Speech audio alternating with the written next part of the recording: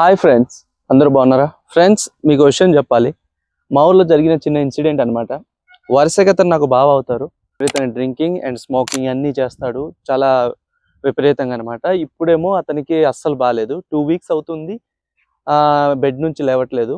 హాస్పిటల్కి వెళ్ళమంటే వెళ్ళట్లేదు. నేను అతనికి చెప్పిన సలహా ఏంటంటే, కొన్ని టెస్టులు మనకి గవర్నమెంట్లో లేకపోవచ్చు, కానీ ప్రైవేట్లో అయినా సరే వెళ్ళి టెస్టులు చేయించుకో. మహా అయితే ఒక 1000 లోపల అవుద్ది.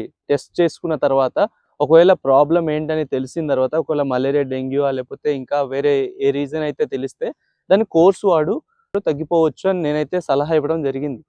దానికి ఏమన్నాడో తెలుసా? అసలు డబ్బులు లేవు అన్నాడు. డబ్బులు లేవు అంటే ఇప్పుడు వేల ఖర్చు పెట్టుకొని ప్రాబ్లం అయితే తెచ్చుకున్నాడు. ఇప్పుడు చూడండి, తక్కువలో తక్కువగా అతను ఒక 2 డేస్కి 100 రూపీస్ ఒక ప్యాకెట్ తీసుకుంటాడు స్మోక్ చేసుకోవడానికి. అది కనీసం ఒక 1 వీక్ కూడా వాడడు. 1 వీక్ వాడంటే మీరు ఒకసారి కాల్కులేట్ చేసుకోండి. రిమైనింగ్ 30 డేస్ వరకు ఎన్ని సిగరెట్ ప్యాకెట్లు కొంటాడు ఒకసారి ఆలోచించండి. అవి కాల్కులేట్ చేసుకుంటూ వీక్లీ వన్సో వీక్లీ ట్వైసో ఫ్రెండ్స్తో కలిసి గట్టిగా వేస్తాడు. హెల్త్కి సంబంధించి నీ గురించి నువ్వే ఇన్వెస్ట్ చేసుకోమంటే డబ్బులు లేవు అంటున్నాడు.